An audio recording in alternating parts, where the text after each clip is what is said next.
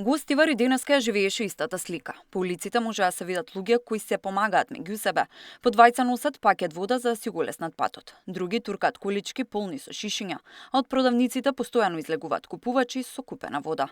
Гостиварци мораат да се снаоѓаат за да обезбедат питка вода на овие пеколни горештини, па пакетите се пренесуваат дури на тротинетите и во багажниците од моторите. Нема веќе вода, заврши. Ова беше најчесто изговорената реченица што се слушаше пред пунктовите каде треба да земат бесплатна вода.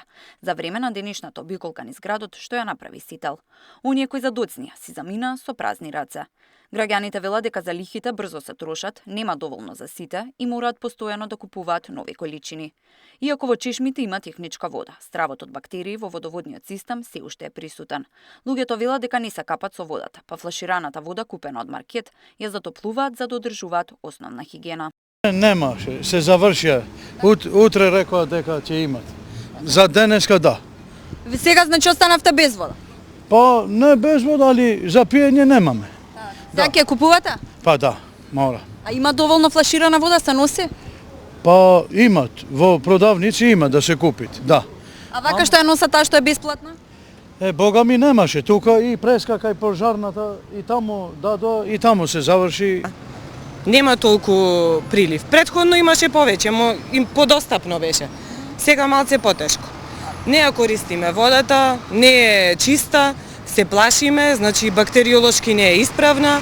Ја користите вака за капење за техничка употреба што е дозволено? Па рекоа сега, ама уште имаме сугестии, некако се плашиме.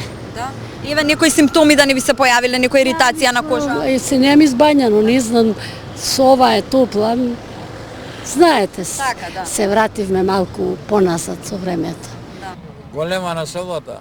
Не може со ај 10 нека бидат, а тие носат 5 палети вода и не стига тоа.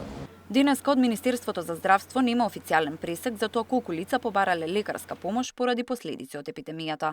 Оттаму велат дека состојбата се нормализира. Бројот на луѓе кои одат на преглед од 40 до 50 на ден. Во таа бројка има и луѓе кои имаат симптоми предизвикани од летните вируси. Кризата со водата во Гостивар и денеска не изостана од партиските пресконференции. Од СДСМ обвинуваат дека власта неодговорно ја води кризата, предолго се чекаат резултатите од испитувањата, а граѓаните се оставени на горештините, додека загадената вода стигнала и до Гостиварската болница.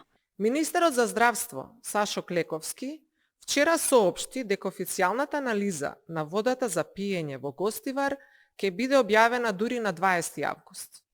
Во водата има опасни бактерии, а граѓаните на Гостивар сега треба да чекаат уште 2 недели за официјалните резултати.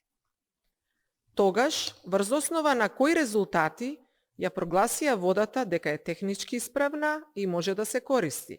Од ВМРО ДПМН пак одговорија дека ова е последица на повеќе годишното ложење на проблемите и негрижа од претходната власт, која иако имала извештаи за неисправна вода, никогаш не побарала одговорност. Додека Социјалдемократскиот сојуз беше на власт, проблемите се оставаа да се таложат, а граѓаните никогаш не добија отчет што било преземено по сите тие наоди и анализи.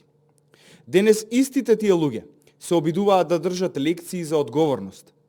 Талогот од Социјалдемократскиот сојуз и предавникот Венко Филипче треба да им одговорат на граѓаните зошто со години немало институционална одговорност за случаите на небезбедна вода и што конкретно презеле за тие проблеми да бидат отстранети. Водоводната мрежа во Гостивар во моментов се хиперхлорира и испира, но бактерија се уште е присутна и водата не сме да се пие.